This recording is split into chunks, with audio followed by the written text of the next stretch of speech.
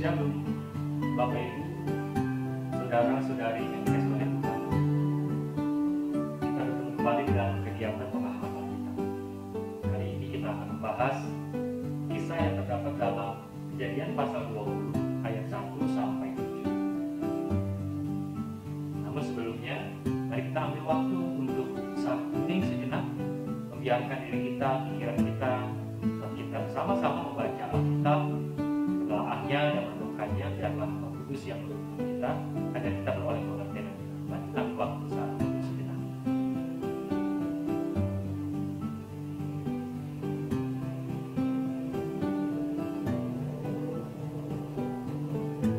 Nah, Bapak Ibu dan Saudara, Bapak Ibu nanti bisa membaca sendiri dengan Alkitab yang ada pada Bapak Ibu, baik dalam bentuk buku yang diterbitkan oleh Lembaga Alkitab Indonesia umumnya, dan juga bisa melalui Alkitab elektronik yang dimiliki oleh Bapak Ibu dan Saudara.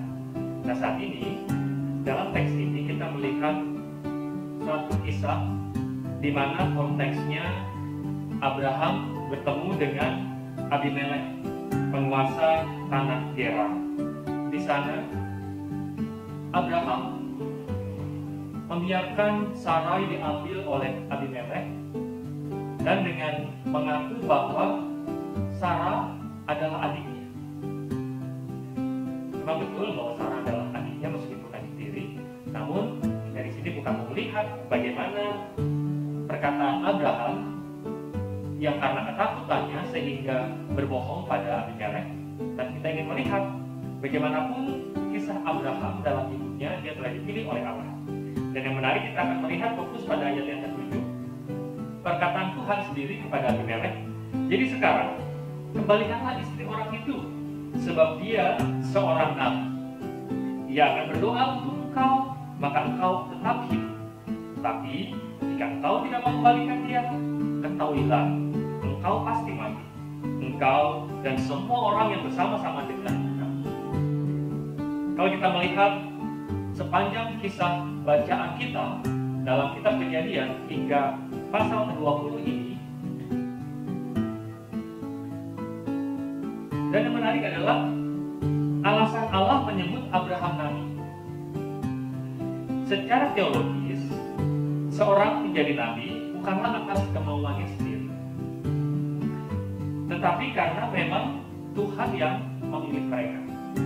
Kita bisa melihat contohnya beberapa orang nabi yang dikisahkan Alkitab. Kita bisa melihat contoh nabi-nabi yang diceritakan oleh Alkitab pada masa sesudah Abraham, seperti Musa misalnya, kemudian Yesaya dan Yeremia. Musa menjadi nabi karena perjumpaannya dengan Allah, di mana pada waktu itu Musa sudah melarikan diri, dan di saat pelariannya itu Tuhan menampakkan diri kepada Musa dalam bentuk semak duri yang menyala. Kita bisa melihat kejadiannya pada Keluaran pasal 3 ayat 2 sampai 11. Di sana Allah yang menyatakan diri kepada Musa agar Musa membebaskan bangsa Israel dari tanah Mesir. Dalam kisah Nabi Yesaya, di mana Yesaya menerima panggilan sebagai nabi, di mana Tuhan memperlihatkan atau dalam penglihatan menunjukkan Tuhan yang dikelilingi oleh para serafim. Di sanalah Yesaya menerima panggilan atau tugas untuk menyatakan pertobatan pada bangsa Israel. Kemudian Yeremia menjadi nabi dalam suatu penglihatan pula dan nubuatan. Jadi, kalau kita melihat dari tiga tokoh contoh ini, ketika Allah menyatakan diri, memanggil mereka menjadi seorang nabinya yang diutus untuk tugas khusus, inisiatif atau prakarsa datang dari Allah.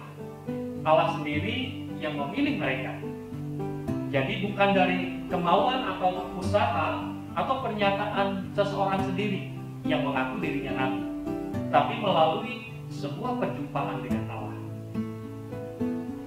Dan kalau kita melihat di mana bukan usaha manusia, para nabi yang menerima penglihatan ataupun berjumpa dengan Allah, mereka semua kalau kita lihat awalnya mereka menunjukkan ketidaksiapan mereka untuk menerima panggilan tersebut.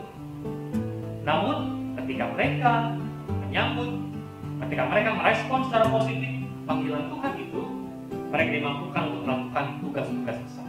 Seorang nabi ini adalah seorang yang dipilih Allah untuk menjadi hambanya, mengucapkan kata-katanya, memegang perintahnya atau perkataannya, dan bertanggung jawab penuh atas segala perkataan kepada Allah. Tugas seorang nabi adalah mengingatkan bangsanya atau umatnya, khususnya bangsa Israel, yang lupa atau melupakan perjanjian kasih. Dan dari peringatan ini, mengingatkan bangsa Israel pada perjanjian kasih karunia Allah ini, lalu diikuti dengan seruan pertobatan. Selain itu, para nabi ini juga membawa tugas untuk menyampaikan konsekuensi bila umat pilihannya, umat Israel, tidak mau mendengar, tidak mau bertobat, maka ada konsekuensi yang harus mereka tanggung, atau ada akibat yang harus mereka tanggung. Memenuhi panggilan pertobatan yang telah disampaikan Allah melalui para nabi, mereka beroleh berkat. Sebaliknya, bila mengabaikan peringatan, mereka mendapatkan hukuman atau akibat dari pelanggaran mereka. Para nabi selain melakukan tugas yang telah disebutkan di atas tadi, mereka juga membawa nubuatan, berita untuk menyampaikan kesukacitaan, meneguhkan pengharapan, membangkitkan semangat, meneguhkan hati umat Israel, berpengharapan pada Mesias. Khusus mengenai Abraham, yang disebut Nabi dalam Kejadian pasal 20 ayat 7 ini, ada sesuatu perbedaan memang yang perlu diperhatikan. Memang benar bahwa dia seorang nabi, karena kalau kita melihat nabi itu menerima wahyu dari Allah. Abraham menerima wahyu, di mana di sana Abraham menerima wahyu tentang panggilannya keluar dari tempat kediaman, tempat kelahiran, menuju tanah perjanjian yang dijanjikan Allah. Kejadian pasal 12, kemudian juga Kejadian pasal 17. Semua itu, inisiatif itu datang dari Allah. Betapa menarik ketika dalam Kejadian pasal 20 ini, Allah sendiri mengatakan dia seorang nabi. Kemudian mengapa Allah juga menyebut? Lalu kemudian mengapa Allah juga menyebut Abraham sebagai nabi? Beberapa ahli kitab Perjanjian Lama khususnya mengatakan sebutan nabi secara teologis semua merujuk pada rencana Allah, di mana kelak Abraham harus menyampaikan wahyu Allah kepada anak-anaknya. Lihatlah Kejadian pasal 18 ayat 19. Kemudian konteks sebutan nabi pada teks bacaan kita ini dihubungkan dengan doa syafaat Abraham. Kita melihat doa syafaat Abraham yang belum lama berlalu sebelum bertemu Abimelek tentang bagaimana doa syafaat Abraham untuk Sodom dan Gomora. Kemudian doa Abraham untuk keselamatan istri Abimelek dan juga seluruh rakyat penduduk Gerar. Seorang nabi adalah seorang yang dipilih Allah, diminta Allah secara khusus untuk merespon situasi khusus, dan Allah meminta sebuah kesetiaan orang pilihannya. Abraham diminta Allah untuk setia memegang janji Allah, keturunan, dan akan dijadikan bangsa yang besar. Musa diminta Allah untuk membebaskan bangsa Israel. Yesaya, Yeremia diminta untuk mengingatkan bangsa Israel agar bertobat.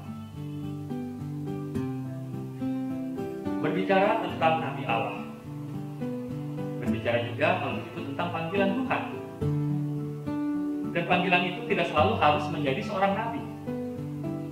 Namun kita bisa membawa suara kenabian dalam setiap perilaku dan aktivitas kita. Jika panggilan kita ini dihubungkan dengan kehidupan kita sehari-hari, di mana kita berjumpa dengan berbagai tantangan dan persoalan, itu semua menuntut respon, jawaban. Semua itu juga bisa menjadi bagian panggilan Allah dalam kehidupan kita. Ada banyak masalah atau persoalan yang kita alami, baik dalam rumah tangga, di kantor, di pekerjaan, di kampus, di tengah pelayanan gereja. Semua situasi itu menunggu respon kita. Sama seperti para nabi dahulu, menerima panggilan Allah dalam situasi mereka masing-masing, dan mereka diminta respon yang positif. Dan kita melihat adanya kenyataan panggilan Allah dalam bentuk tantangan kehidupan yang kita jumpai. Kita bisa melihat adanya beberapa model orang. Ada orang yang lari dari tanggung jawab karena tidak mau pusing dengan urusan, tidak mau repot, atau mereka mau cari enaknya sendiri. Ada yang merespon dengan menyalahkan orang lain ketika ada masalah. Ada yang pasif, tidak peduli. Dia tidak lari, tapi juga tidak berbuat apa-apa. Ada lagi yang cenderung menyepelekan persoalan, sehingga hal-hal yang dilakukannya adalah asal-asalan, bahkan cenderung semaunya, atau berpotensi untuk menghambat pertumbuhan, baik dalam kematangan pribadi ataupun juga dalam kedewasaan ini. Sebaliknya, ketika kita berpikir dan menghayati bahwa segala sesuatu yang dapat kita lakukan, meski tampaknya oleh orang lain hal itu sederhana, namun kita melakukannya dengan sungguh-sungguh, mengerjakannya sepenuh hati, karena kita menghayati bahwa apa yang sedang kita lakukan ini, yang sedang saya lakukan ini, untuk kemuliaan.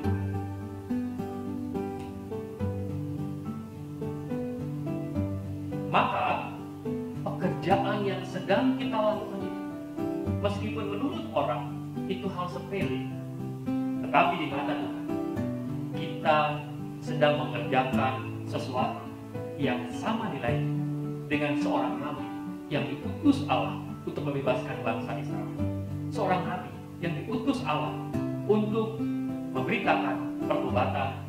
Seorang nabi yang diutus Allah untuk memberitakan kabar sukacita, pengharapan. Lebih daripada itu, ketika kita melakukan sesuatu yang tampaknya sederhana, namun kita melakukannya dengan sungguh-sungguh, merespon bahwa ini panggilan Tuhan yang harus dikerjakan di tengah situasi yang sedang dihadapi saat ini. Secara manusia, mungkin kita tidak mampu. Tapi ketika kita merespon dengan positif adanya suatu panggilan di tengah situasi itu, maka Tuhanlah yang akan menolong kita dan memampukan kita sehingga kita dapat mengerjakan pekerjaan yang memuliakan Tuhan, dan pekerjaan itu dapat menjadi berkat bagi banyak orang. Ketika kita merasa ragu untuk menerima panggilan, merasa gentar untuk melakukan pekerjaan Allah, merasa tidak sanggup untuk menghadapi situasi, itu semua dialami oleh orang-orang yang dipilih dan dipanggil Allah untuk menjadi nabi, untuk menjadi utusan. Semua kesaksian itu bisa kita lihat dalam kesaksian Alkitab. Namun ketika kita merespon panggilan Tuhan itu secara positif dan kita mengerjakannya dengan kesungguhan, sama seperti Abraham yang doa syafaatnya didengar oleh Allah, dan doanya itu dijawab oleh Allah dengan kesembuhan yang diberikan pada istri Abimelek yang tadinya sakit sembuh, dan seluruh rakyat penduduk Gerar, rakyat Abimelek, semua beroleh sukacita dengan kesembuhan. Dan tidak hanya kesembuhan, mereka pun beroleh berkat Allah.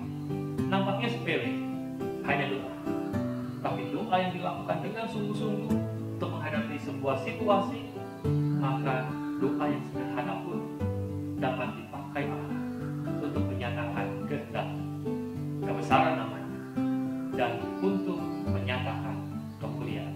Karena itu tak perlu ragu untuk menyambut tugas panggilan kita, apapun bentuknya itu di tengah situasi kehidupan kita, baik di rumah, di pekerjaan kita, di kantor, di kampus, di gereja. Tak perlu takut menghadapi masa depan, meskipun saat ini kita tidak tahu akan terjadi di depan di tengah masa pandemi. Jika kita tetap merespon setiap situasi seakan-akan ini sebuah panggilan Allah, kita harus mengerjakan sesuatu. Kita mengerjakannya dengan sungguh-sungguh, yakinlah di sana Tuhan dan kuasanya hadir, memimpin kita, menolong kita, dan memampukan kita untuk dapat mengerjakan suatu pekerjaan yang memuliakan namanya. Layaknya seorang nabi-nabi